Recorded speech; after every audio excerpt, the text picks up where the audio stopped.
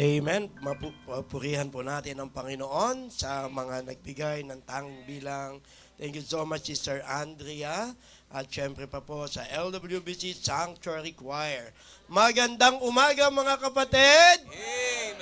Okay, sige po. Ngitian na po muna natin. Una, yung ating mga katabi. Ngitian nyo na po at birthday nyo na po ng Happy Lord's Day. Okay, Happy Lord's Day po sa bawat isa po sa atin at sa mga kapatiran po natin online. Mga kapatid po natin nanonood online mula po sa iba't ibang panig ng ating daigdig. Magandang umaga, magandang hapon, magandang tanghali, magandang gabi sa inyong lahat. At welcome po tayo ngayon sa ating pong worship service. Masaya po ba ang lahat mga kapatid? At dahil masaya po tayo, sama-sama po tayong sumamba, magpuri sa Panginoon at tumayo na po tayong lahat para po bigkasin ang ating pong panawagan sa pagsamba at ang pahayag ng ating puso sa ating pagsamba. Roma 12:1, sabay-sabay po tayo, ready, begin.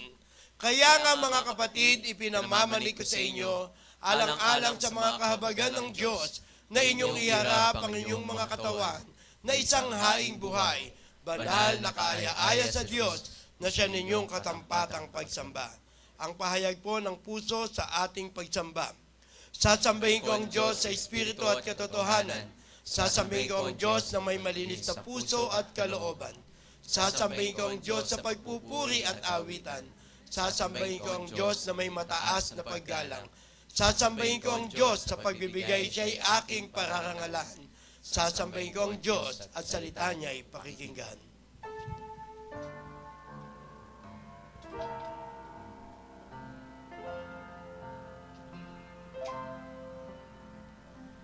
Search me, O God, and know my heart today. Try me, O Savior. Know my thoughts, I pray. See if there be some wicked way in me. Cleanse me from every sin and set me free. Cleanse me from every sin and set me free.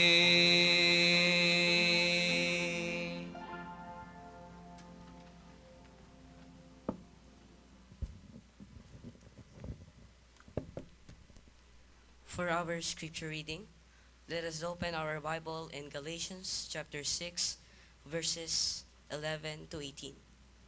Sundan na lamang po ng inyong mata. Ye see how large a letter I have written unto you with mine own hand. As many as desire to make a fair shew in the flesh, they constrain you to be circumcised, only lest they should suffer persecution for the cross of Christ. For neither they themselves who are circumcised keep the law, but desire to have you circumcised, that they may glory in your flesh. But God forbid that I should glory, save in the cross of our Lord Jesus Christ, by whom the world is crucified unto me, and I unto the world.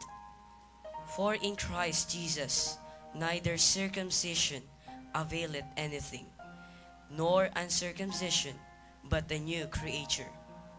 And as many as walk according to this rule, peace be on them, and mercy, and upon the Israel of God.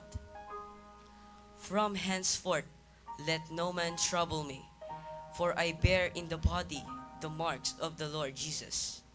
Brethren, the grace of our Lord Jesus Christ be with your spirit. Amen. Purihin po ang Diyos sa pagbabasa ng kanyang salita. Let us all close our eyes, bow down, and come to the Lord in prayer. Father God in heaven, we thank you, Lord, for this morning, O God, aming Ama. We thank you for giving us another day, O Father, privilege to worship and glorify your name, O God, aming Ama. We ask, Father, forgiveness for all our shortcomings, O God. Patawarin niyo nga po, O Diyos, at linisin ang amin po mga puso, that as we come to you in service and in prayer, O God, aming Ama, masumpungan niyo lamang po, O Diyos, na maayos at malinis po ang amin po mga puso, O God, aming Ama. We thank you for the privilege of honoring your name and glorifying your name today, O God. And we remember, Lord, our bishop, Lord, as he continue to do the work that you have entrusted in him, O Father. We ask that you give him wisdom, O God, that you keep his strength, O God, aming Ama, and you give him power, Lord, as he delivers and give your message today for the work, Lord, na ipinagkatiwala ninyo sa Kanya. Continue also, Father, to take care of His family, O God. At gayon din, we remember, Lord, our Pastor Norman Gatula at ang kanya pong mga kasama. Dalangin po ang pag-iingat at patuloy na paggabay ninyo sa kanila, O God, aming Ama. And Lord, we thank you for today, O God, for everyone presented here today, for choosing you, in honoring you, O God, in glorifying your name, O Lord. We thank you for the orchestra, Lord, and we commit to you the work, and we commit to you, Father, even the multimedia, O God, even the special numbers, Panginoon. Kayo po, O Diyos, ang siya pong manguna sa buong programa, Panginoon, sa umaga pong ito, O God. And for the messenger of your message today, O God, we pray that you give him wisdom, Lord, and you give the word power, O God, na patuloy lamang po kami, O Diyos, na maturuan at magabayan, O God. At anumang Panginoon ang amin pong mapakikinggan sa umaga pong ito, O God, aming Ama, naway maayos po nito ang amin pong mga puso at magamit po namin as we continue to choose you, O God, in our lives. Salamat po, Ama. In Jesus' name we pray. Amen and amen. Amen. Please remain standing. At handa na po ba tayong papurihan ng ating Panginoon?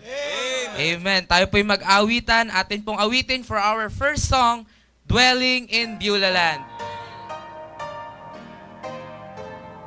Ready now, sing. Far away the noise of strife upon my ear is falling. Then I know the sins of earth be set on every hand. Doubt and fear and things of earth in vain to me are calling. None of this shall move me from you. Everybody on the chorus. I'm living on the mountain underneath a cloudless sky. Praise God! I'm drinking at the fountain that never shall run dry. Oh yes, I'm feasting on the manna from the bountiful supply, for I am dwelling in Beulah. Ladies, on the second verse. Amen. Sing on, ladies.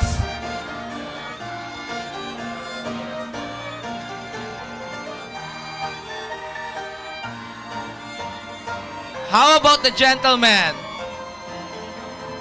Safe am I within the castle of God's word retreating. Nothing there can reach me. Everybody on the chorus.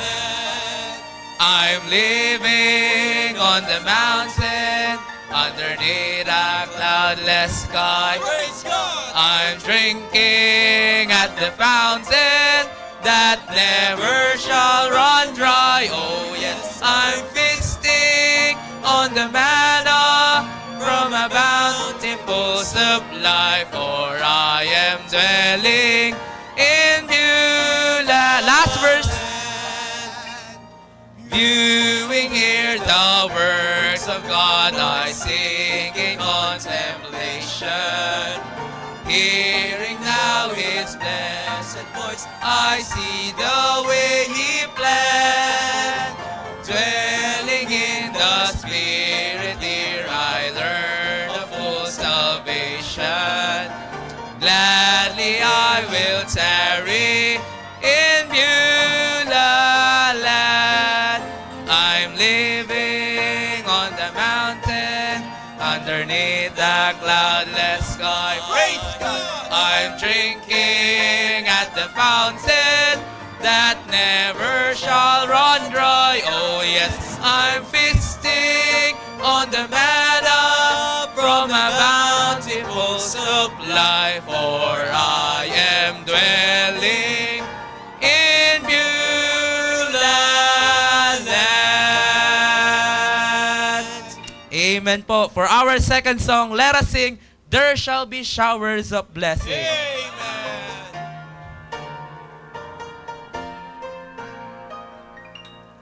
There shall be showers of blessing. This is the promise of love. There shall be seasons refreshing, sent from the Savior above. Showers of blessing we need. Mercy drops round us are falling, but for the showers we plead. Second verse. There shall be showers of blessing, precious reviving again. Over the hills and the valleys, sound of abundance of rain. Showers of blessing we need. Mercy drops round us are falling, but for the showers we plead. There shall be showers of blessing, send them upon us, O Lord. Grant to us now our refreshing, come now and honor thy word. Showers of blessing we need. Mercy drops round us are falling, but for the showers we plead. Amen po. Great singing. May we all be seated. Amen! Maraming salamat po sa masisigla at masasayang mananampalataya na nag-awitan po. Maging totoo po sa atin yung ating mga inawit. Tayo po ay totoong tatahan sa Beulah land at tayo po ay uulanin ng pagpapala, mga kapatid. Kaya kung magpapahayong tayo, baligtad ha. Para masalo lahat. Amen po. Napakasarap po na nandito po tayo sa ating iglesia ngayon. At napakaganda pong makita ang bawat isa na masaya na sumasamba sa Panginoon. At ngayon, mga kapatid, mukhang mabubusog po tayo sa panahong ito dahil may mga nagdiriwang po ng kaarawan. Ako, ayan. Naku, hindi lang siguro busog ito. Busog na busog. Kasi pambira si Noah! Grabe! Kita nyo naman. Okay, Noah. At naku po, si Brother Michael. Brother Michael, nandito po si Brother Michael. Naigitna ng konti. Ayun ha! Ang bira. Ang gandang lalaki naman yan. Preacher Chig! Amen. Amen! At syempre pa po, si Sister Riza.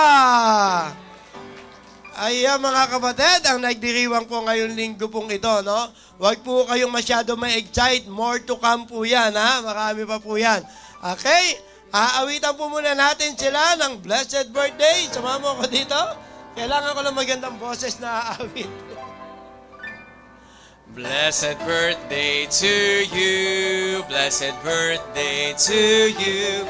Blessed birthday, God loves you. Blessed birthday to you. Blessed birthday to you. Blessed birthday to you. Blessed birthday, we love you. Blessed birthday to you. Na-excite si Noah, binuksan niya na yung gift niya. Baka lumaki yan. Okay, Noah. Oh, what do you say? What do you say? Happy birthday, Noah.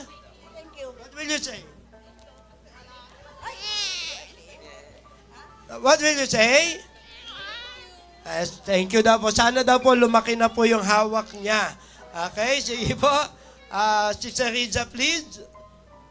Thank you po, Church, sa inyong pagbati. Mas maganda po kung may regalo. Praise the Lord po for another year po na ibinigay po sa akin. Nagpapasalamat po. Ako unang-una po sa Panginoon and then sa ating mahal na Bishop, Ma'am Maris, at sa mga lahat po ng kapasturan. Kasi kung hindi po dahil sa inyo, hindi po kami lalago sa pananampalataya at magpapatuloy po sa paglilingkod sa Panginoon. Kaya maraming salamat po sa inyo pong lahat na naging pamilya po namin dito. Yun lang po. Preacher Sig. Ayan po, unang-una, salamat po sa Panginoon. Of course, although sa Friday pa po. Pero thank you Lord sa buong taon na pagpo-provide ng mga pangailangan, sa pag-iingat, sa pagpoprotekta. No po. And of course, sa ating pong mahal na Bishop, sa ating Pastor Norman, at sa lahat po ng mga pastoral staff, preachers, salamat po sa pangangaral ng salita ng Diyos. And ayun po, wala na po akong ihilingin na birthday gift. Kasi yung mabaptize lang po yung dalawa po sa isa sa Bible study natin, talagang blessing na po. Kaya, ayun po. Attend po kayo next Sunday. May celebration po tayo ng Father's Day. Ayun po. Ayun lamang po. Blessed birthday to you. Thank you so much po. Na-invite po tayo. Attend daw po tayo next Sunday.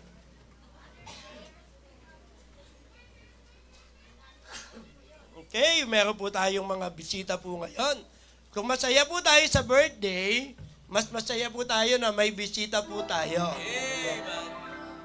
Invited po siya ni Ninang Lita Barbado. Alam ko, galing pa po ito ng Mindoro yata, no? Mindoro, ganong kalayo. Si Christopher John. Harjo ba to?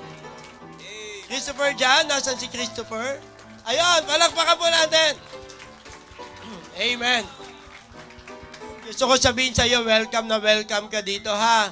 Ayan, welcome na welcome ka dito. At mamaya, nako, marami pang iba. At syempre pa, imbutido tuloy.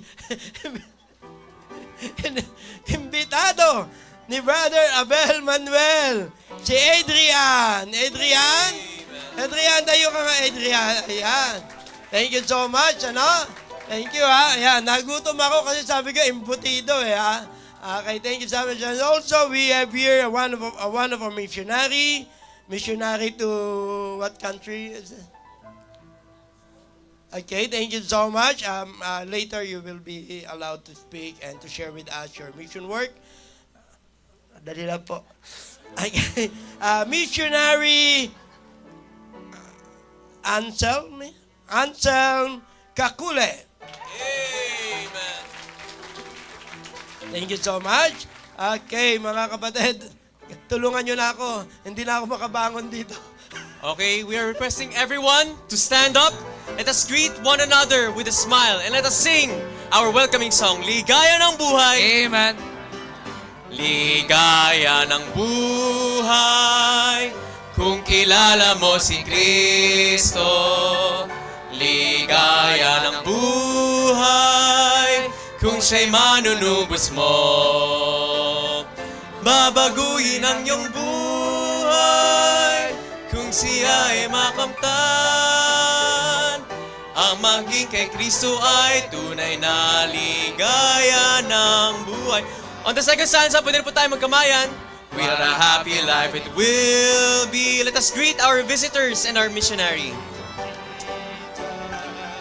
What a happy life it will be if He is your Savior too. Come on, Christians, sing on.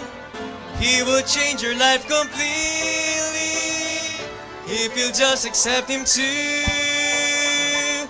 Just receive Him, friends, today, and you'll have a happy life with Christ. Ang maging kay Kristo ay tunay na ligaya ng buhay. Amen. Now, as we return to where we are standing, we are so blessed with our visitors and of course our missionary for visiting our church today. So now we will proceed with the offering part of our service. So let us grab our Bibles and read with me as we go to 2 Corinthians chapter 9 and verses 6 to 7. Allow me to read. But this I say, he which soweth sparingly shall reap also sparingly, and he which soweth bountifully shall reap also bountifully. Every man according as he purposeth in his heart, so let him give, not grudgingly or of necessity, for God loveth a cheerful giver. Let us pray. Father, we thank you and we praise your name for the opportunities that you're giving to us, Panginoon. We ask for your forgiveness for our sins, O Father. May you cleanse our hearts so that our hearts may be pure, Panginoon, so that our hearts may give to you, as the verse says, not grudgingly or of necessity, but with a cheerful heart. And may the offering that we offer unto you, Panginoon, will be used for the furtherance of your ministry. We praise your name, Lord God. We thank you for everything. All these things we pray and ask in Christ's most precious name. Amen. Let us sing Anything That Cost Me Nothing. For the first part, ang mga bata muna po ang lalapit for the offering. Sing with me. Come on. I cannot come before. After po ng mga kids, next po ang mga ladies. The Lord, and offer to Him worldly things I do not need, and hope He's pleased. Please observe na lang po. For He wants me to give a heart that's truly His, an offering of highest price, a servant to the Lord can use. And I will not offer anything that costs me nothing. I'll place before Him nothing less than my very best. And if I'm called into sacrifice, it will be worthy of my Christ. I will not offer anything that costs me nothing. And I will not offer anything that costs me nothing. I'll place before Him nothing less than my very best. And if I'm called into sacrifice, it will be worthy of my Christ. I will not offer anything that costs me nothing. Anything that costs me nothing. Amen and amen. So yun po, as per the instruction of our pastor, mauna po yung kids, then yung ladies, then yung men po. Amen. Okay, next time po sa ating operatory, para maging maganda po at natuturuan po natin yung ating mga anak, yung mga apo natin, gagawin po natin sunod-sunod po yung ating magiging pagtungo po sa harapan. Para mas masaya po nating makita na bata pa lang natuturuan na natin magbigay yung ating mga apo o ating mga anak. Ayan po. Kaya sa mga susunod, di na kasi natin na-practice, ano? Okay. Tapos, para magbigay daan din sa kaayusan natin. Now, we are so blessed because one of the missionary visited us today, and we would like to give him time to present his mission work, and for us to be able to help him also with the mission work that he had. Okay, let's call on missionary Anselm Kakule to present. Amen.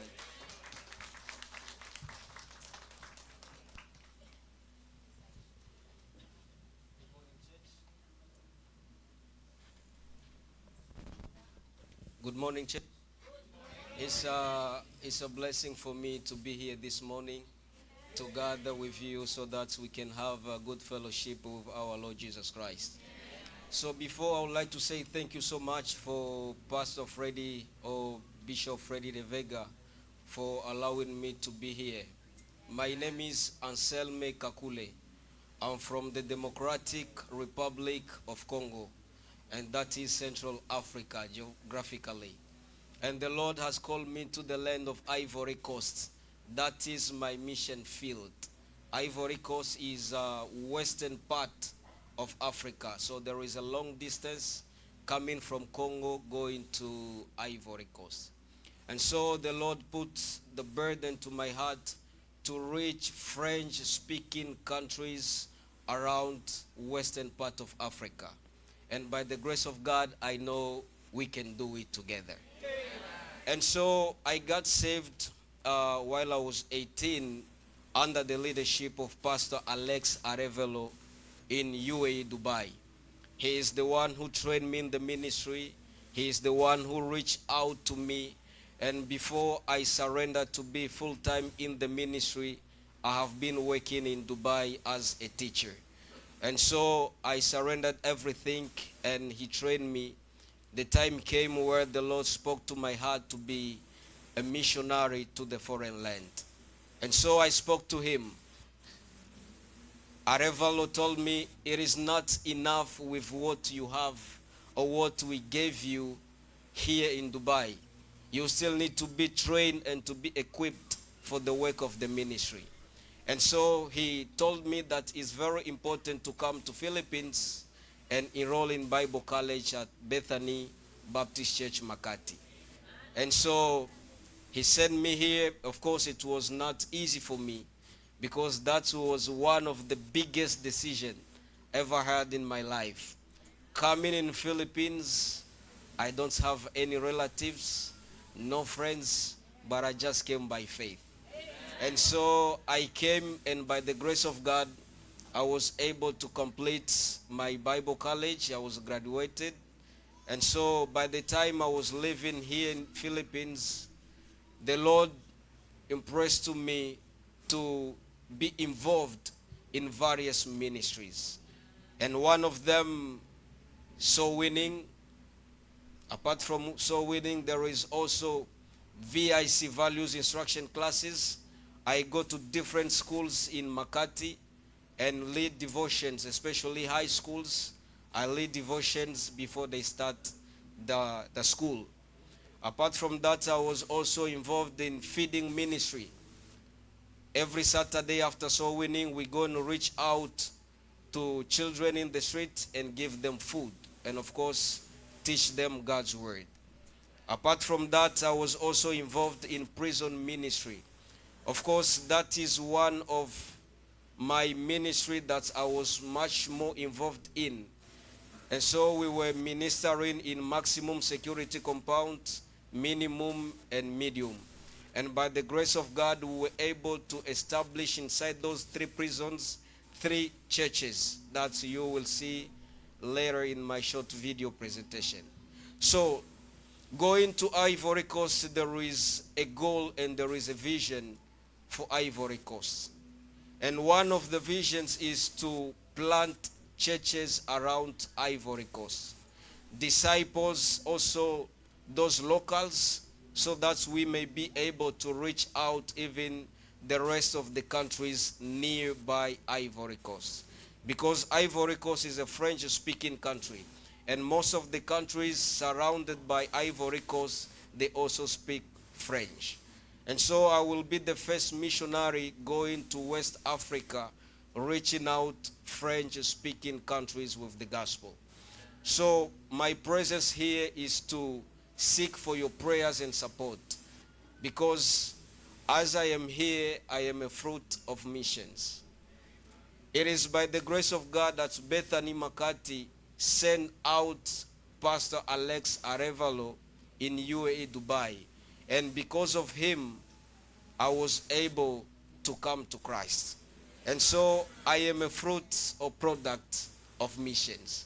And the more you continue to pray for missionaries, supporting them, the more the Great Commission is getting fulfilled. So the Great Commission is for everybody. It's not just for pastors or for missionaries. All of us, we have our part to do in the Great Commission. So my time is almost finished. I remain with 3 minutes, and the 3 minutes is for my short video presentation. So let's watch it, and God bless you.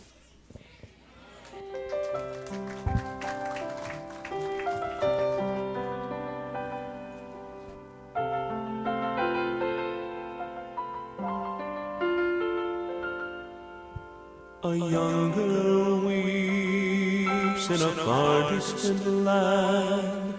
She has no one to show her God's love, no mother or father to wipe away the tears.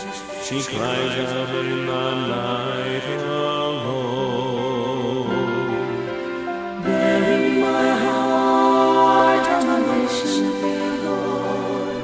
I'll go to dry that young girl's tears. I'll serve you no matter what the path may lead.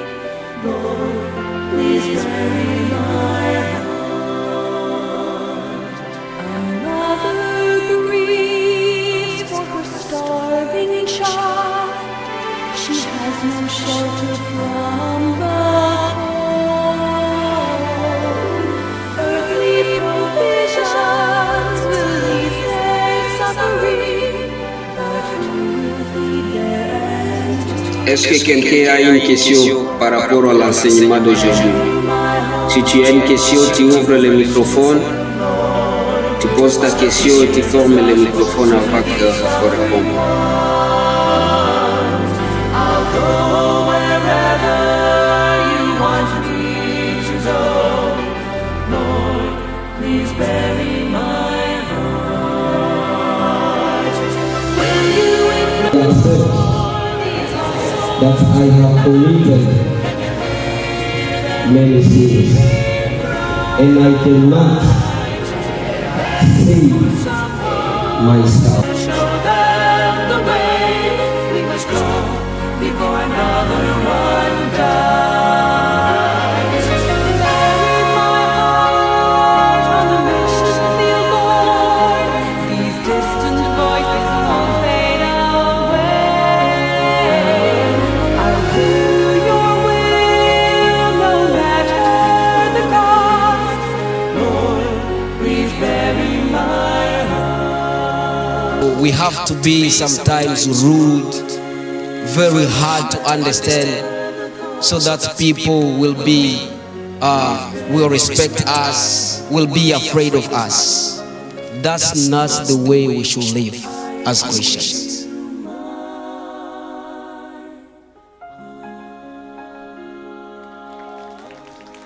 Amen. What a heart.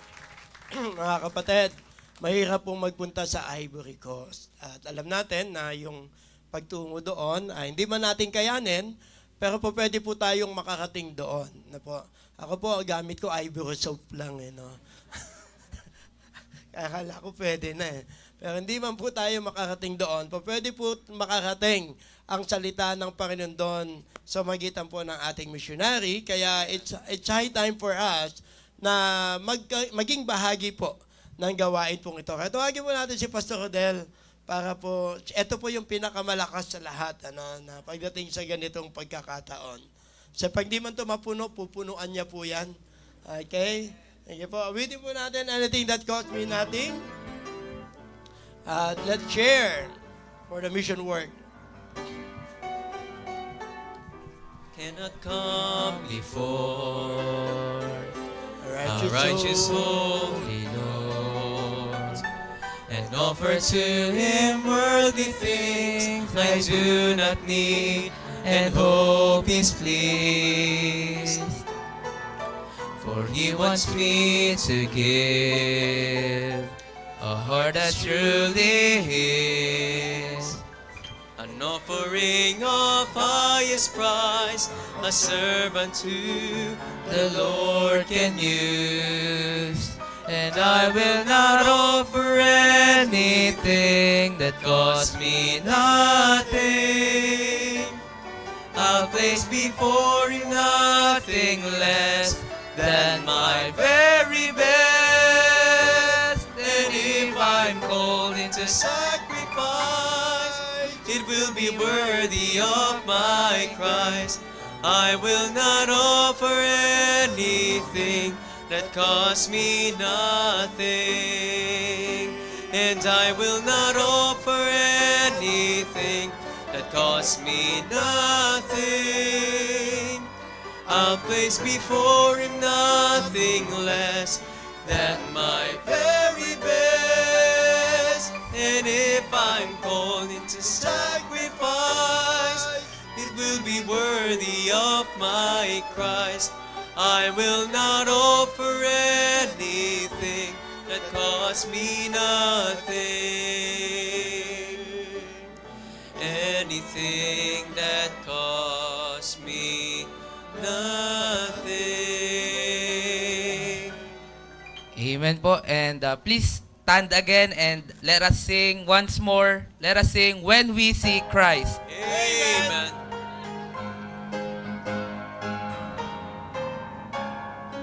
Ready now, sing. Oft times the day seems long, our trials hard to bear. We're tempted to complain, to murmur and despair. But Christ will soon appear to catch His bride away. All tears forever over in God's eternal day. It will be worth it all when we see Jesus. Life's trials will seem so small when we see Christ. One glimpse of His dear face, all sorrow will erase. So bravely run the race, will we see Christ. Sometimes the sky looks dark, with not a ray of light. We're tossed and driven on, no human help in sight. But there is one in heaven who knows our deepest care. Let Jesus solve your problem. Just go to Him in prayer. It will be worth it all when we see Jesus. Life's trials will seem so small when we see Christ. One glimpse of His dear face, all sorrow will erase. So bravely run the race. Last verse. Till we see Christ. Life's day will soon be o'er, all storms forever past. We'll cross the great divide, to glory save at last. We'll share the joys of heaven, a harp, a home, a crown. The tempter will be banished, we'll lay our burden down. It will be worth it all when we see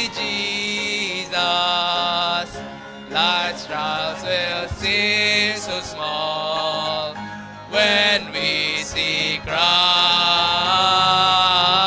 One glimpse of His dear face, all sorrow will erase.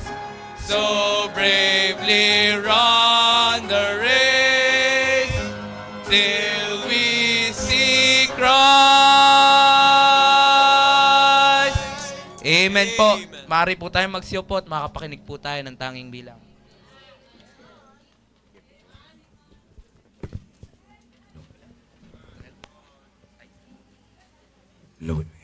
Good morning, everyone.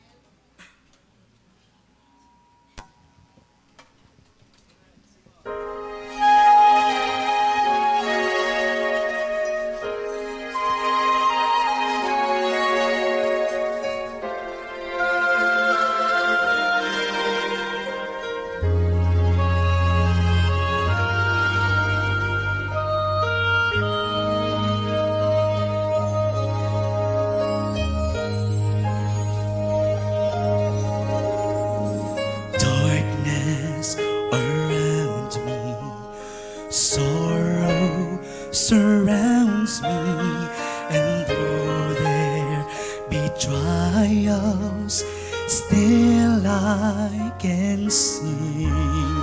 For I have this treasure, my God reigns within me, and I am determined to live for the King. I am determined to be invincible till He has finished His purpose in me. And nothing shall shake me, for He'll never forsake me. I am determined to live for the King.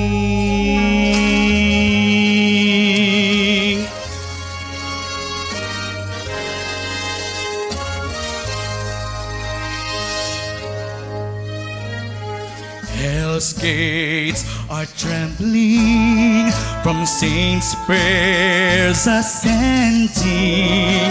Darkness is crumbling from praises we sing. A sovereign victorious is marching before us, and we are determined to live for the King. I am determined to be invincible till He has finished His purpose in me. And nothing shall shake me, for He'll never forsake me. I am determined to live for the King. When I am weary, I look to His face.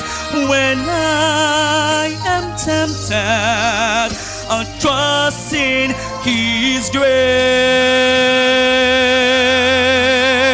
I'll trust in His grace. I am determined to be invincible till He has finished His purpose in me. And nothing shall shake me, for He'll never forsake me. I am determined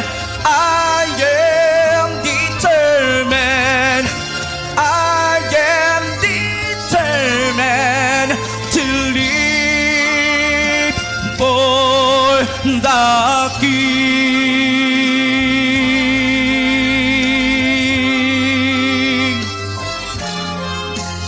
I will live for my King. To God be the glory. Amen. Thank you so much and happy birthday also, Brother Abel. Sa 28 years old ka na ngayon, ano? Si Brother Abel, thank you so much po. Nag-birthday po siya noong June 12 at alam ko pong naramdaman yung lahat ang kanyang pa-holiday para sa ating lahat. Thank you naman, Brother Abel, ano? Napakabuti niyang estudyante at nakuha niya lahat yung tinuro ko kung paano kakantahin. Na po, thank you so much and talagang papuri sa Panginoon dahil marunong ka nang sumunod sa iyong coach. Na? Ngayon mga kapatid, di po, siya po yung nagtuturo. Ngayon po, pinagpala tayo ng Panginoon sa napakaraming mangangaral na tinrain po ng ating bishop sa ating pong iglesia. Kaya wala man po ang ating bishop ngayon, nasa malayong lugar man po si Pastor Norman, hindi po nagkukulang ang Panginoon upang tayo po ipagpalain ng kanyang salita. At ito po talagang kapag ito po ang nangaral ay, alam nyo yung taong-tao, buhay na buhay, at yung kung ano yung nararanasan nating mananampalataya ay nakikita po natin sa buhay po ng mga mangangaral na ito. Mga kapatid, narito na po, Preacher Nathan Cerilla.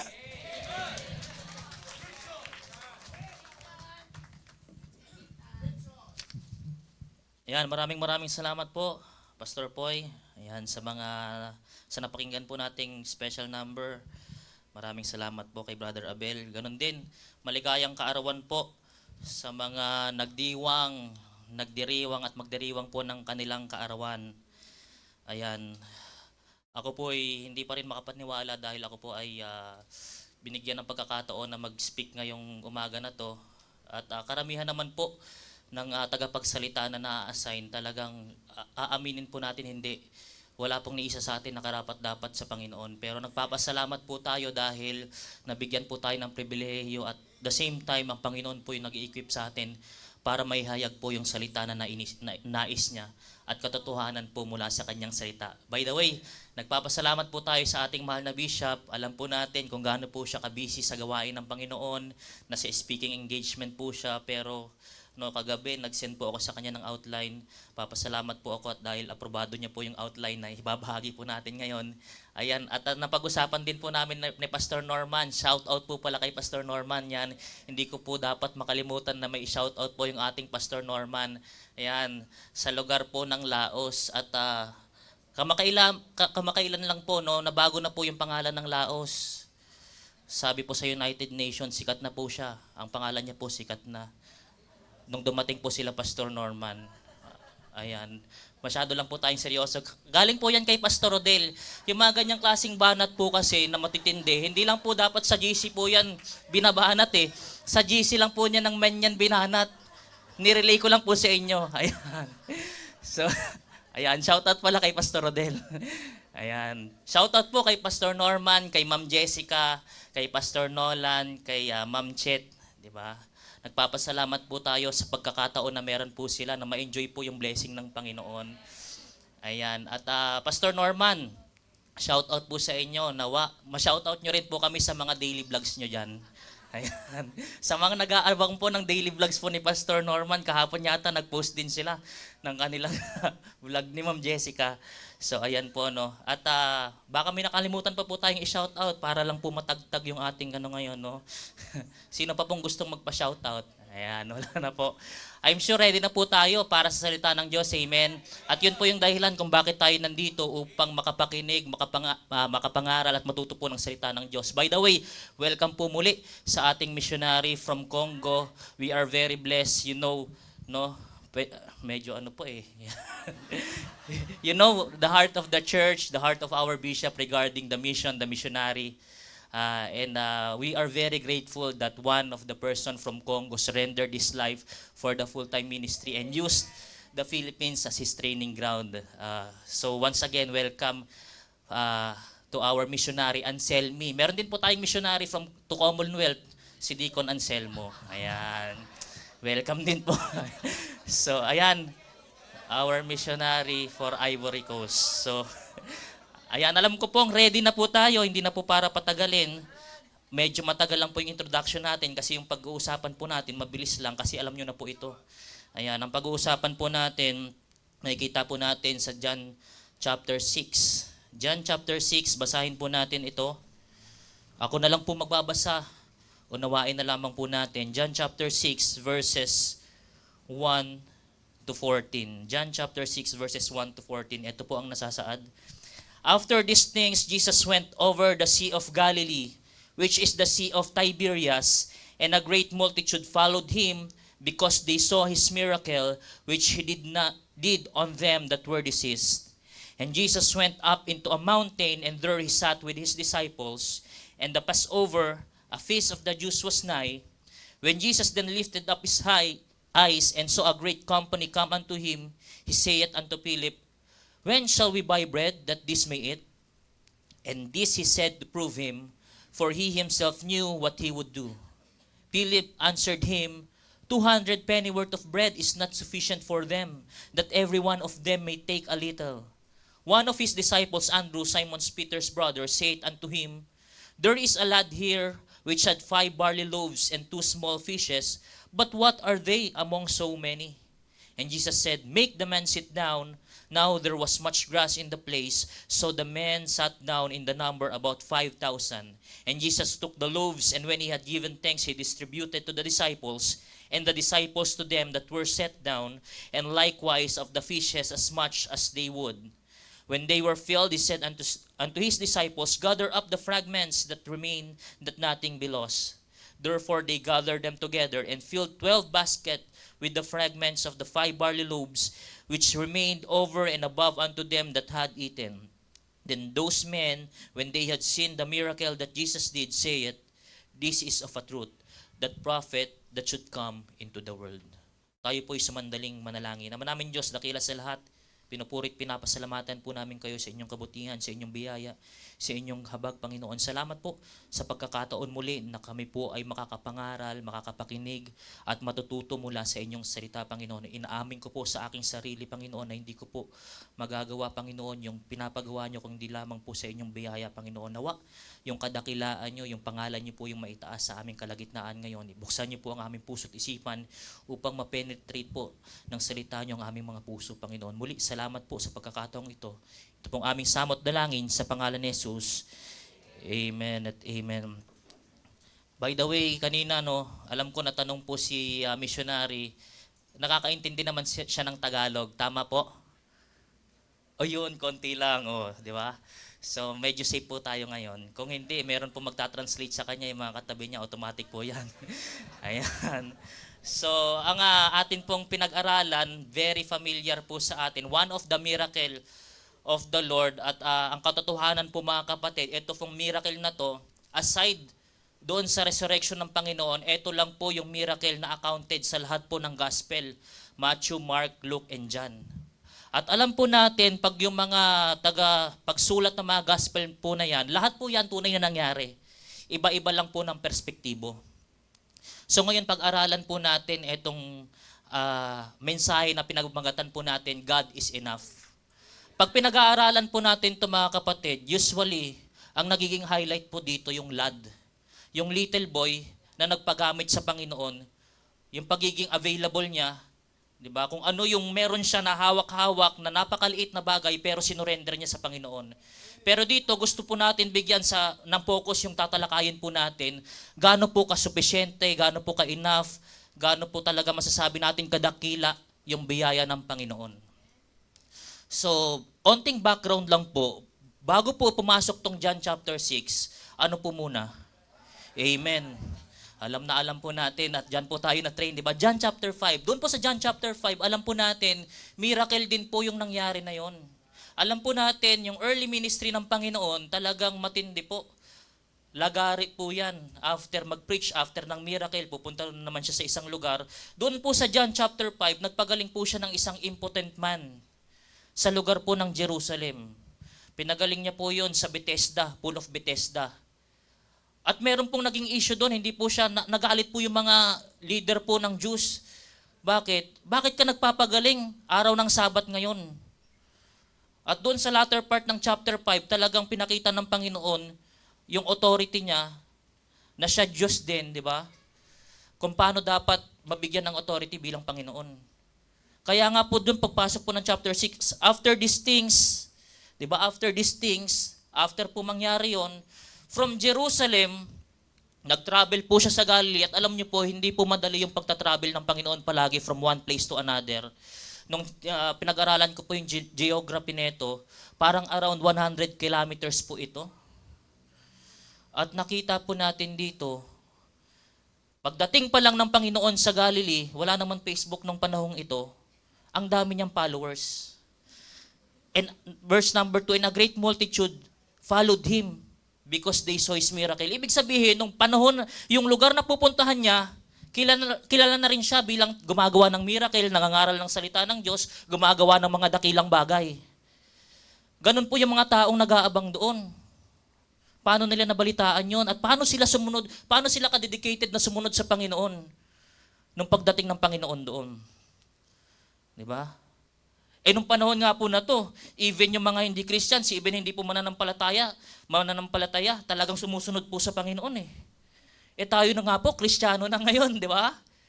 Pero mas follower pa tayo ng mga pinapollow natin sa YouTube, sa Facebook. Di ba? Ito po yung panahon na yon, makikita po natin kung gaano po karami yung multitude na sumusunod sa Panginoon.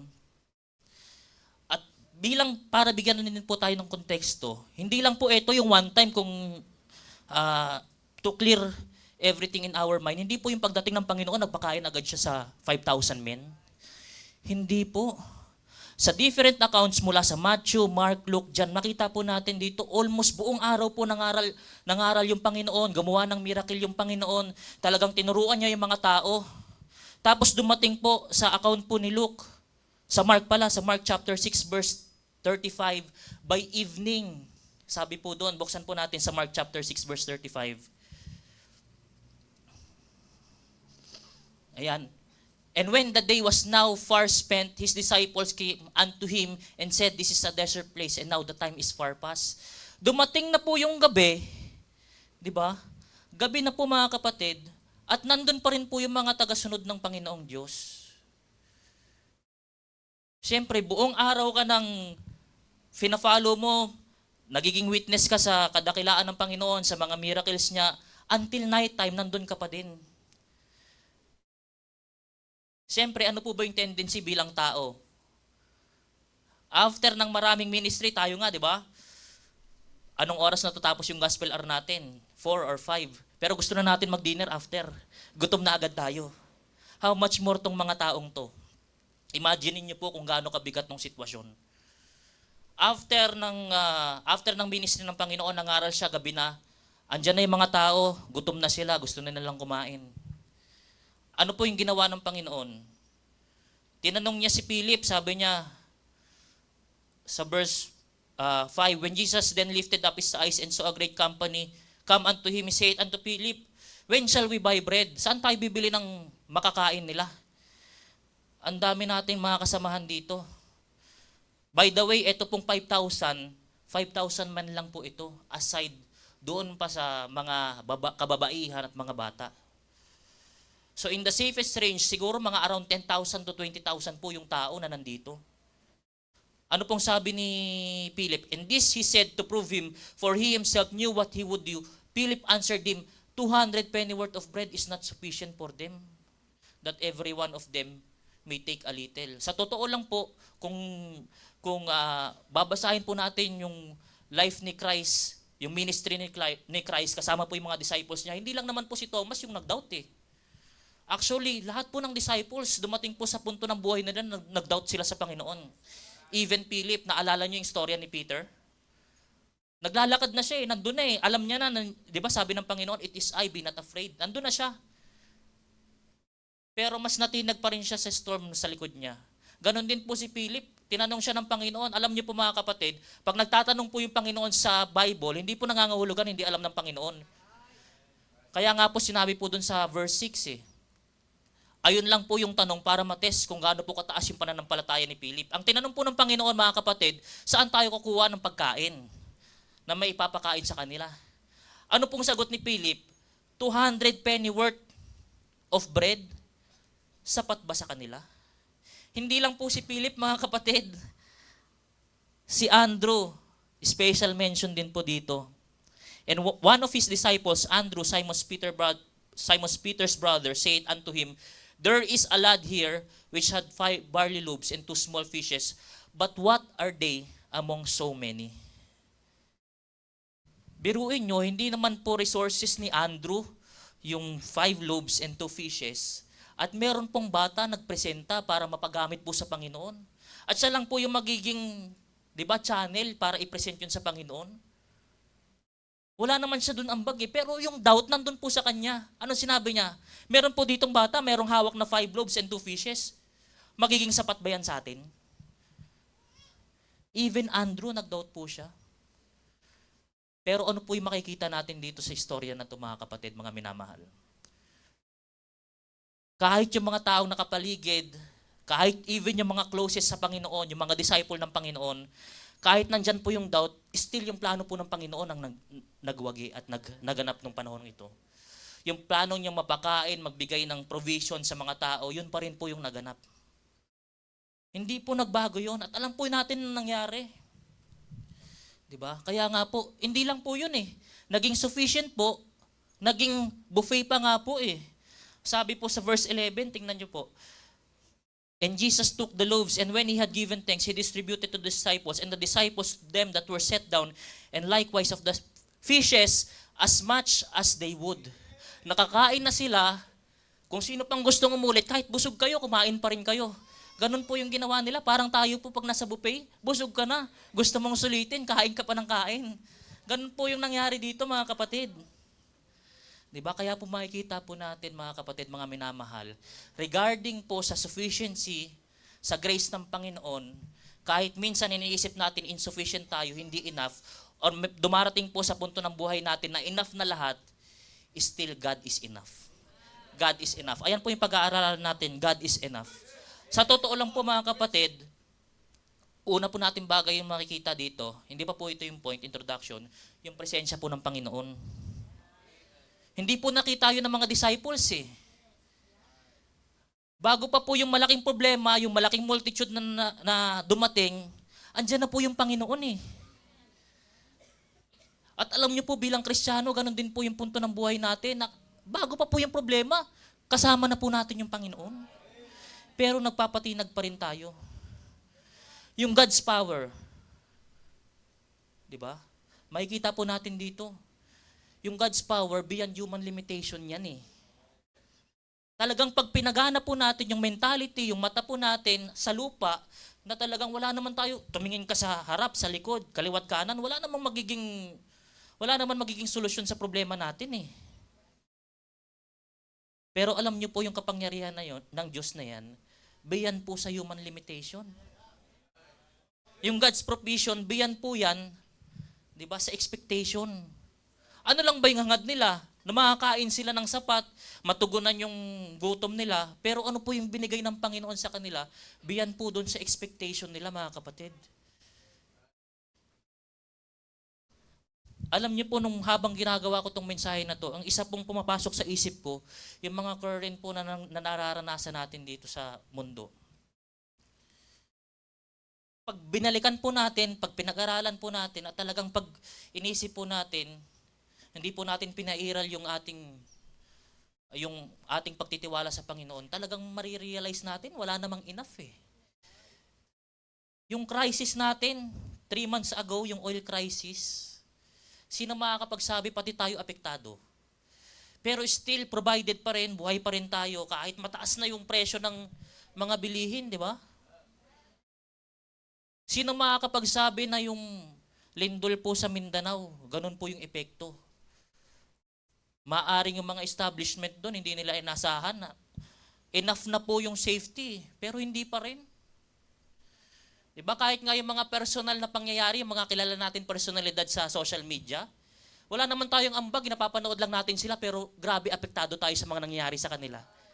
Di ba isang sikat na vlogger, hindi ko pinapanood, no, dumaan lang sa newsfeed ko. Ayan, kung paano po naranasan niya yung depression. Di ba? Ang akala natin okay siya, mayaman siya, matulungin siya. Pero one time, nung nagpakita siya nung isa niyang vlog, talagang dinanas niya yung matinding depression. Kasi ang katotohanan po mga kapatid, mga minamahal, hindi po dahil sa yaman, sa husay, sa galing natin, kaya nagiging enough po yung mga bagay-bagay sa buhay natin. Dahil lamang po sa Panginoon, God is enough. Diba? Ano po yung latest ngayon? Sino mo nakakilala dun sa basketball player? Sino pong nakaisip na, sino pong nag-akalan pwedeng mangyari sa kanya yun? Napakalakas na tao, napakagaling, napakahusay. Kaya ko po nabanggit kasi yung ilan po sa atin parang ganun maglaro dito eh. Ayan o, si Brother Kuting, si Brother MJ. Sila lang po yung una kong nakita, kaya pagpasensyahan na po yung mga iba pong naglalaro. No? Di ba? Grabe po yung pangyayari sa buhay niya. Future of Philippine basketball. Kahit nga si Sister Lovely, hindi po yan nanonood pag naglalaro ako eh, pero invested po yan doon sa nangyari sa ano na yan eh. Bakit po? Kasi kahit siya malakas, kahit siya mahusay, hindi po enough para panghawakan niya yung sarili niyang buhay. Pero tayo po bilang Kristiyano, mga kapatid, mga minamahal, dapat ma-realize po natin sa ating buhay, God is enough. Unang bagay, God is enough even if we have large problem. Even if we have large problem. Ano po ba yung naging problema dito, mga kapatid? Yung growing multitude. Nakita po natin, siguro, iniisip ng mga disipulo, ay, matagal naman magpipreach yung Panginoon eh. Siguro, pagdating ng gospel hour, pagdating ng hapon, lupol na yan, unti na lang yung papakainin natin. Hindi po ganun yung nangyari. Kung paano po naging dedicated yung mga tao na to para pakinggan po yung Panginoon, ganun po karami hanggang gabi. Nasa around 10 to 20,000 po yan, mga kapatid, mga minamahal. Kaya nga po, even Philip nag-doubt, paano natin papakainin yung mga yan? Kasi ganito po yung pumasok siguro sa utak ni Philip eh. Alam niyo po yung 200 penny worth of bread, parang 6 months salary po yan, katumbas ng 6 months salary. Pero kung atin talagang i-estimate, hindi po yan sapat para magpakain ng ganong karaming tao. Another thing, hindi na nga yun sapat, sabihin na po natin sapat yung pera nila, saan sila bibili ng pagkain? Saan po sila kukuha ng lugar kung saan makakapag-provide ng ganong kadami? Wala pong 7-Eleven noon, mga kapatid. Wala pong mga Jollibee. Wala pong 24 hours noon. Iba po ngayon, pinagpala tayo dahil meron po tayong Pastor Rodel na pagtapos po ng choir, merong 500 pieces agad na Spanish bread. Di ba? O yun, mamaya daw. Oh. Hindi, biro lang po. Iba po yung nararanasan nila ng panahon na to. Pagdating po sa problema, talagang napakatindi. Di ba? Ano ba po yung nangyari dito? Yung mga disciple, si Philip, si Andrew, imbis na makita yung provider, ang nakita po yung problema. Di ba? Kagaya nga po nabanggit ko kanina. Lahat po ng disciple, naranasan po yung pagdadoubt na yan. Pero alam niyo po, yun po yung kagandahan sa Diyos na meron tayo. Hindi po basihan yung paggawa niya sa atin, doon po sa pagdadoubt natin sa Kanya. Imaginein po natin, mga kapatid, kung yung Diyos na meron po tayo kagaya po ng mentality ng tao, na hindi ka naman naniniwala, sige, hindi ko natutuloy yung pagpapala. Hindi ka naman naniniwala, sige, bahala ka na sa buhay mo. Sa tingin po natin, mga kapatid, gumaling po ba tayo sa mga karamdaman natin? Sa tingin po natin, mga kapatid, nararanasan po ba natin yung pagpapala na meron tayo? Sa tingin po natin yung mga achievements, yung mga goals na attain ba natin yan kung di dahil enough yung biyaya ng Panginoon? Hindi po, mga kapatid. Salamat na lang po at meron po tayong Panginoon na yung sufficiente po yung biyaya niya sa ating buhay. And at worst, siguro kung ganun yung Diyos na meron tayo, siguro lupol na po tayong lahat at wala na po tayo dito. Yun po yung katotohanan. Salamat na lang po. God is enough. Even in the largest problem that we have. Even in the largest problem that we encounter. And even in the largest problem that we are going to encounter. Diba? Lagi po nating isipin kung gaano po kadakila yung Panginoon sa buhay natin. God is enough even if we have limited provision. God is enough even if we have limited provision. Diba? Kanina po nabanggit ko, ang laging focus po, pag napag-aaralan natin tong passage na to, miracle na to, yes, talagang kahanga-hanga po yung lad. Kung paano po siya naging available. Actually, hindi naman po siya nabilang dun sa 5,000 men eh. Kabilang po siya dun sa mga bata na hindi kinount sa 5,000. Diba? Pero tingnan niyo po, kadalasan yung mga hindi pa equip, yung hindi pa kabilang, yun pa yung ginagamit ng Panginoon. Bakit? Para mas makita pa natin yung kadakilaan ng Panginoon eh. Kasi minsan pag mahusay ka na, baka pagka binigyan ka ng achievement ng Panginoon sa gawain, makita mo yung sarili mo, hindi yung kadakilaan ng Panginoon sa buhay mo.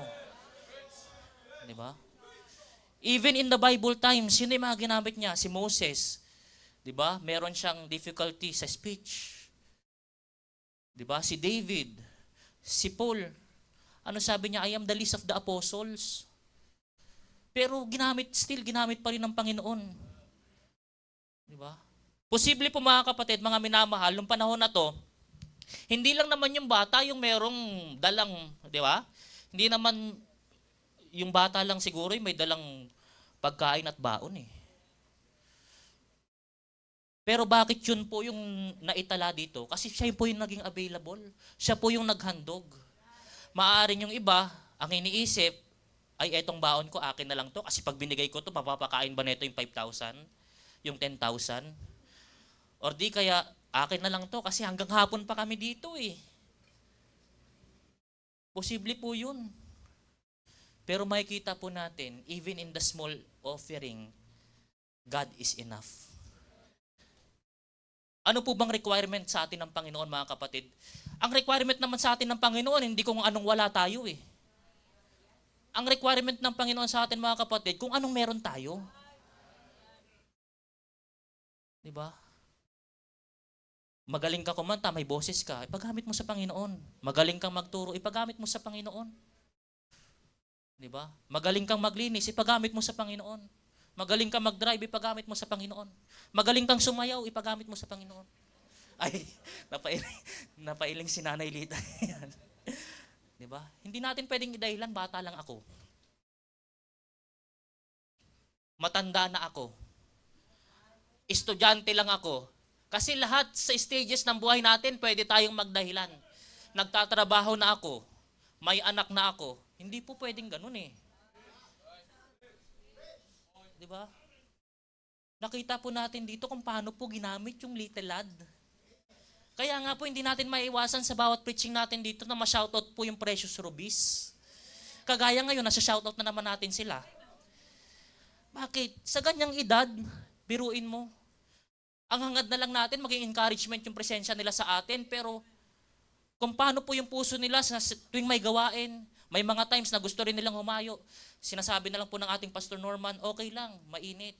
Okay lang naman na maging encouragement kayo.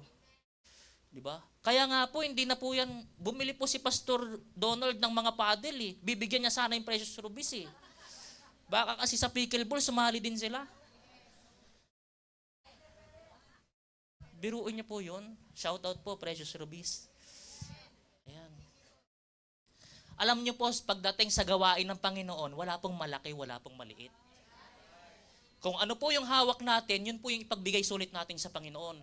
At alam niyo po yung ministeryo ng Panginoon, hindi lang naman po yun yung ministeryo na nakikita sa screen natin.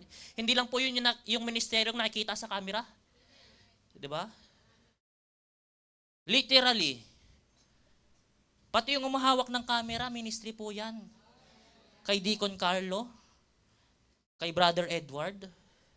Hindi po madali yan. Diba? Minsan pa nga, pakuha ako, gagawin kong profile picture. Diba? Kung gaano po katindi, hindi naman po yan, pagkakuha nila, uploaded na yan. Ini-edit pa po nila yan ng magdamag. Tignan niyo po yung mga sarili niyo. Ganyan po yung mga itsura niyo sa personal, pero pagdating ng pag-upload nila, di ba? Grabe. Pang model po. Hindi po madali yan. Yung mga men behind the scenes, basta ginagawa mo yan para sa Panginoon, Panginoon na yung bahala sa'yo. Di ba? Yung mga nagdadrive sa atin, yung mga nagluluto sa atin, yung mga naglilinis sa atin, Yung mga bagay na yan na ginagawa mo sa Panginoon, Panginoon ang bahala sa'yo. Kaya wala pong maliit, malaki na ministeryo sa Panginoon. Kahit yung hawak mo, napakaliit na bagay, pag inoffer mo yan sa Panginoon, still God is enough. God is enough even in our limited provision. At alam niyo po, mga kapatid, mga minamahal, yung mga bagay na sinosurrender natin sa Panginoon, ayun lang po yung mga bagay na minumultiply niya. Bakit meron po mga pagkakataon sa buhay natin na sa isang aspeto ng buhay natin hindi pinagpapala? Baka kasi hindi po natin inaalay sa Panginoon eh. Kaya nga po nagagalak po tayo sa mga Kristiyano na pag meron po silang natatanggap, nagiging achievement sa kanilang buhay, talagang dinededicate nila sa Panginoon. Mga may bagong bahay, may bagong sasakyan, bagong motor. Even sa mga anak natin, dinededicate natin sa Panginoon. Ano po yung ibig sabihin yan? Gusto po natin na yung mga bagay na yan, yung mga anak natin na yan, magamit po sa kaluwalhatian ng Panginoon. Magamit po sa gawain ng Panginoon. Ayan po yan, mga kapatid, mga minamahal. Kaya nga po, dapat lagi po natin ma-realize, God is enough even if we have limited provision. Tingnan niyo po dito sa verse number 10. And Jesus said, "Make the man sit down. Now there was much grass in the place. So the men sat down in number about 5,000. Sa ibang account po, sa Luke, sabi po doon, in-arrange po sila by 50s. Sa account po ni Mark, in-arrange po sila by 50s and 100s. Imagine niyo po, 10,000 to 20,000 na mga tao, pagtapos ng preaching ng Panginoon, gutom na sila, in-arrange pa sila. Ano po mapapansin natin? Ang Diyos po natin, God of order. Bago niya po ilatag yung pagpapala niya sa atin, kailangan maisaayos po muna yung relationship natin sa Kanya, yung buhay natin sa Kanya. Diba? Hindi naman agad pagtapos nun, pinakain eh. Pinasettle down muna sila, i-arrange mo 50, 100. 12 lang po yung disciples. 12 lang po yung staff ng Panginoon para i-arrange pa po by 50s, para i-arrange pa po by 100s. Ido-double check pa nila yan kung tama ba, 50s, 100. Gaano katagal po yan? Baka kalahating araw po eh. Eh tayo, pag may kainan po, di ba, pag gutom na tayo, pag may buffet dito, minsan, 2 lang linya, nagiging 10 eh. Pero tignan niyo po kung gaano ka-order yung mga tao na to. At dahil dyan, nakatanggap sila ng pagpapala sa Panginoon. Di ba? Yung simple obedience, even the lad. Siguro posible nung napakinggan niya nung sabi ni Andrew na sapat ba to? Sige, wag na lang. Hindi ko na ibibigay. Nag-doubt naman yung isang disciple eh. Pero in just a simple obedience, nangyari po yung gustong mangyari ng Panginoon. Baka kaya po sa buhay natin mga kapatid, mga minamahal, hindi po natin nararanasan yung mga panalangin natin, hindi po natatanggap yung mga heart's desire natin, yung mga goals natin sa buhay, kasi yung gustong order at layunin ng Panginoon sa atin, hindi pa natutupad. At alalahanin po natin, pagdating po ng rewarding sa heaven, meron po mga reward na susunugin at meron pong reward na tatanggapin ng Panginoon. Bakit po? Ang requirement po ng Panginoon sa atin, hindi naman basta makapaglingkod ka lang eh. Ang requirement po ng Panginoon sa atin, mga kapatid, mabigay po natin yung best natin sa paglilingkod. Kung paano niya nireject yung offering ni Cain. Bakit? Hindi naman yun yung requirement ng Panginoon eh. Hindi naman po yun yung standard ng Panginoon eh. Kung paano siya nagbigay ng instruction kay Noah, eto yung height, eto yung width, eto yung depth, 3 floors yan, eto yung materialis na gagamitin mo. Wala namang idea si Noah, sumunod lang siya eh. Anong sabi ng Panginoon? And thus did Noah according to all that God commanded him. So did he. Ginawa ni Noah lahat according sa commandment ng Panginoon. Ang Panginoon natin, God of order, God of standard. Diba? Kaya makikita po natin dito sa buhay po ng mga tagasunod na to, kung paano po sila naging orderly dito. Kaya nga po kung meron tayong hinihiling sa Panginoon, diba, kahit nga ako personally, meron ako mga heart's desire na andyan na, magagras mo na, nasa harapan mo na, mga panalangin nakala mo okay na, diba? Parang isang perma na lang, okay na. Hindi mo matanggap-tanggap eh. Bakit? hindi naka-align po sa kalooban ng Panginoon. Diba? Kaya nga po maganda sa bawat aspeto ng buhay natin, hindi lang po spiritual, i-align po natin sa Panginoon. Sa secular, sa pag-aaral, sa pagtatrabaho, even yung love life natin. Diba? Kaya nga po sa mga kabataan natin, diba, hindi po natin pwedeng sabihin na naglilingkod ako sa Panginoon. Nandito ako sa church, ito yung gusto kong lalaki, ito yung gusto kong babae. Pag kinontra ka, magagalit ka. Diba? Baka kasi 12 years old ka pa lang. Yung mga bagay na minamadali, wala sa tamang panahon, hindi po yan nagiging maayos eh. Yung walang basbas po ng Panginoon, wala pong basbas ng ating mga pastor, yung mga relasyon na tinatago, hindi po yan maayos. Di ba? Kaya nga po, alam niyo po kasi mga kabataan, kapag kinilig, ayaw nang makinig. Di ba?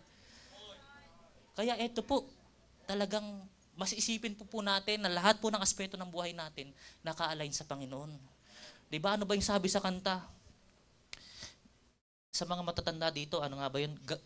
Minahal kita, hindi lang dahil maganda ka. Minahal kita hindi rin dahil mahinhin ka.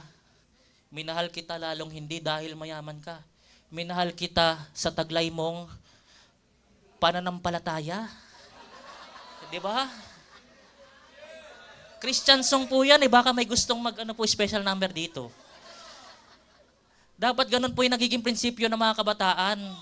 Nagmamahal po tayo dahil sa taglay nilang pananampalataya, hindi sa angkin nilang kagwapuhan, kagandahan. Bakit? Lahat po ng mga aspeto ng buhay natin na nakalinya sa Panginoon, marirealize po natin, God is enough. God is enough. Lastly, God is enough even when we live in plenty. God is enough even when we live in plenty. Ito po yung minsan hindi nadidiscover ng mananampalataya eh. Na kahit sa kasaganahan, kahit sa abundance natin, still God is enough. Hindi natin ma-realize dahil sagana tayo, abundant tayo, pinagpala tayo, blessed tayo, kala natin okay na tayo, pero still God is enough even when we live in plenty. Diba? Alam niyo po, yun yung kadalasan nakakalimutan, even panahon ng Israelites, tuwing makakaranas sila ng kasaganahan, nakakalimutan nila kung paano po sila tinawid ng Panginoon sa hirap, sa dusa. Yun po yung katotohanan, mga kapatid. Ganon din po tayo minsan, mga kapatid. Pag nakakaranas po tayo ng ginhawa, pag nakakaranas po tayo ng abundance, ng pagpapala, minsan nakakalimutan na po natin dahil sa biyaya po yan ng Panginoon eh. Diba? Sige, ano po yung panalangin natin pag nandun na po tayo sa rurok ng blessing, ng achievements, ng kasaganahan? Ano po yung next na prayer natin? Di ba ang prayer natin, masustain po yung kasaganahan na yan? Bakit? Kasi kinoconsider natin na wala namang permanente sa mundo eh. Even yung wisest man, yung pinakamahusay, pinakamagaling, pinakamatalinong tao, kahit sagana, kahit healthy ka, hindi mo mabibili yung mga bagay na yan eh. Yung kasapatan. Kaya nga po pinapanalangin natin sa Panginoon lagi, masustain po yung abundance natin. Kaya God is enough even when we live in plenty. God is enough even when we are enough. Ibig sabihin, God is more than enough. Ano pa pong panalangin natin pag abundant na tayo? Kapayapaan. Bakit? Kasi darating sa panahon ng buhay natin na talagang balisa na tayo. Andyan na yung kasikatan, karunungan, mga achievements, resources na sa atin lahat. Hindi na tayo nagiging payapa eh. Iisipin natin, baka may naiinggit sa atin, baka may magnanakaw sa atin. Di ba? Kaya yun yung prayer natin. Kaya, sino pa po bang makakapagbigay niyan? Yung Panginoong Diyos lang. Even when we live in plenty, God is enough.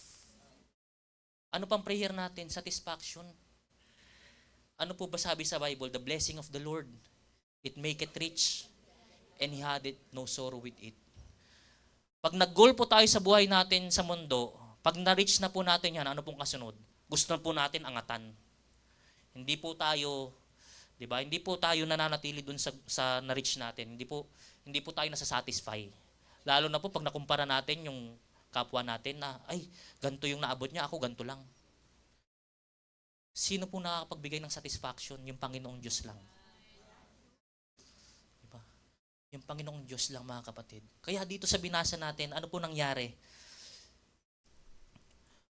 Verse 12, when they were filled, he said unto his disciples, gather up the fragments that remain, that nothing be lost. Therefore they gathered them together and filled 12 baskets with fragments of the 5 barley loaves which remained over and above unto them that had eaten. Nabusog na sila. Sa mga busog, pwede pang umulit. Meron ng complete satisfaction, meron pang continuous supply, meron pang collected surplus. Diba? Kaya nga po mga kapatid, mga minamahal, sa panahon na abundant tayo, dapat po natin ma-realize na still God is enough. Hindi po yun yung rason para makalimutan natin kung paano po kumilos yung Panginoon sa pinaka-worst, diba? Pinaka-downside moment ng buhay natin. Still, when we are abundant, God is enough. God is enough. God is enough. Lagi po natin ma-realize, hindi lang tuwing kakapusan, God is enough. Even in our success, God is enough. Kaya nga po, sabi sa Psalms, what shall I render unto the Lord for all His benefits towards me? Naranasan niyo po yun bilang Kristiyano, na iba po yung kaligayahan pag nagmiministeryo tayo sa Panginoon. Iba po yung naidudulot kaysa makatanggap tayo ng mga material na bagay. Makatanggap ka ng cellphone, di ba? Latest iPhone. Pag lumabas yung mawawala na yung kaligayahan mo, yung another latest. Pag nakaranas ka ng papuri sa mga tao, mawawala din yan. Pag meron ka na narinig na meron pang ibang pinapurihan. Pero pag nagampanan mo yung gawain mo, yung ministeryo mo sa Panginoon, alam natin kung ganong glory po yung nabibigay natin sa Panginoon. At gaano po kasapat yung satisfaction na binibigay niya sa atin. Totoo po yan. Sa mga preacher, sa mga pastor, kung gaano po sila nasasatisfy, hindi po para mapakinggan na ang galing mo, ang husay mo. Pero yung mga pinagpalang buhay, lalong-lalo na po, great example dyan yung ating mahal na bishop. Diba? Hindi naman po, yung ating mahal na bishop, hindi naman po siya nakatingin sa mga bagay na ibibigay sa kanya. Yung malaman niya lang po na kumilos yung Panginoon, nagbago po yung buhay dahil po sa salita ng Diyos na naibahagi niya. What a great satisfaction. Diba? God is enough. Kaya nga po, huling talata na lang po bago tayo magtapos. Bilang example po sa atin, sa Proverbs chapter 30, meron po dito isang tao. Ito po yung panalangin niya. Proverbs chapter 30. Kung kilala niyo po si Agur. Verse 8 and 9. Sabi po, ito po yung prayer ni Agur. Remove far from me vanity and lies. Give me neither poverty nor riches. Feed me with food convenient for me. Lest I be full and deny thee, and say, who is the Lord? Or lest I be poor and steal, and take the name of God in vain. Sabi ng, ano pong prayer ni Agur dyan?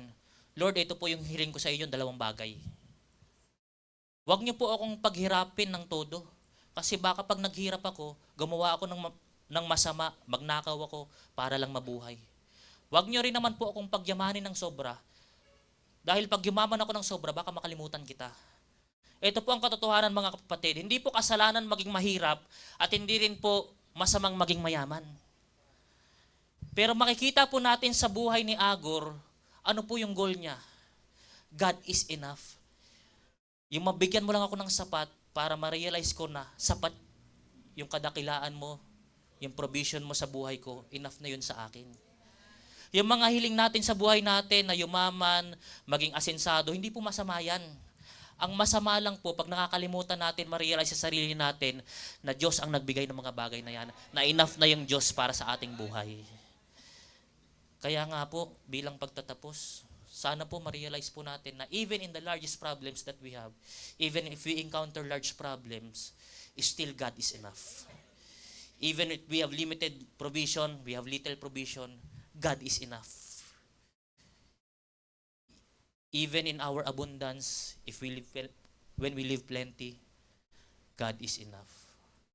God is enough. Kahit hindi tayo maniwala, kahit mawala yung pananampalataya natin, still, God is enough. Tayo po lahat ay tumayo. Tayo po'y manalangin.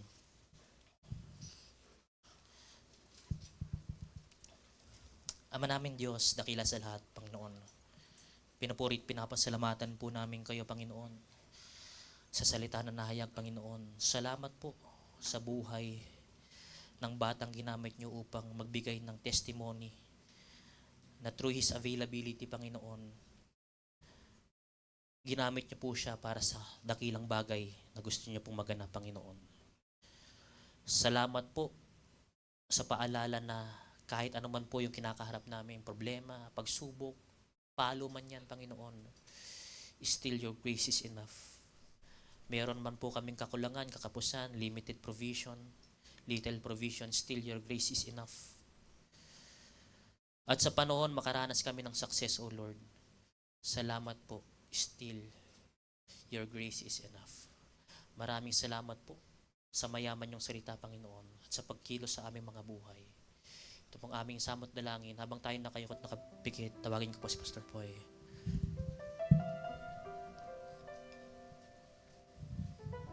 Thank you po, Preacher Nathan. Napakagandang mensahe, Lord, na binigay mo po sa amin ngayon. And we thank you, Lord, sa patuloy na paalala mo po na binigay po sa amin.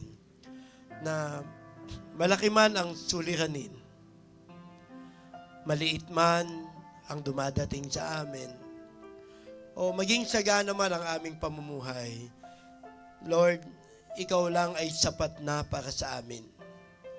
Panginoon, ikaw ang ayaw naming mawala sa aming buhay. Ikaw ang ayaw naming maalis sa aming pamumuhay at wag na wag kaming aalis sa aming pagtingin sa iyo, Panginoon. Mga kapatid, napakaganda po ng mensahe na ibinigay po sa atin. Kung malaki man ang suliraning pinagdadaanan mo sa buhay, kung maliit man yung mga natatanggap mo o salat man yung ating mga natatanggap, o maging sagana man ang maging pamumuhay natin, isang bagay lang ang lagi nating isa puso at isa isip, Panginoon, ikaw lang ay sapat na. Kaya ayoko, Panginoong, lalayo ka sa akin. Ayoko, Panginoong, aalis ka sa akin. Ayoko malayo sa iyo. Ayoko pong mawalay sa iyo, Panginoon. Because God is enough. Mga kapatid, sa pagkakataong ito, baka nais nating pasalamatan ang Panginoon. Nais nating magbigay ng papuri sa Panginoon. Nais nating i-confirm sa Lord, Lord, you are enough. Ikaw lang, Panginoon, ay sapat na po para sa akin. Anuman po ang pagdaanan ko, anuman po ang mga bagay na dumating sa akin, hindi po ako lalayo sa iyo at ayaw ko pong mawalay ka sa buhay ko. Mga kapatid, the altar is now open. Para tayo naman po ang magbuhos, magbigay ng ating saloobin sa ating Panginoon at sabihin natin sa Kanya, suliranin po ba yan? O pagpapahala po ba yan? At nais mo sabihin sa Panginoon, Lord, ikaw pa lang po, sapat na po para sa akin. Lord, napakarami mo pong ginawang napakagaganda sa buhay ko. Pero Lord, kahit na Panginoon, wala ang mga bagay na yan, ikaw pa lang po sapat na para sa akin. Lord, napakarami pong mga pagsubok na dumarating po sa amin ngayon. Binubugbog po kami ng suliranin, Panginoon. Pero dahil nandiyan ka, Panginoon, alam ko po, makakayanan po namin lahat ng ito dahil ikaw lang, Panginoon, ay sapat na po. Para ito po ay amin po mapagtagumpayan. Habang tayo po ay narito sa harapan, manalangin po tayo sa Panginoon. Papurihan po natin siya. Pasalamatan po natin siya. Dumulog po tayo sa Kanya. Dahil sa ating puso't kaisipan, ang Diyos pa lang ay sapat na para sa ating buhay.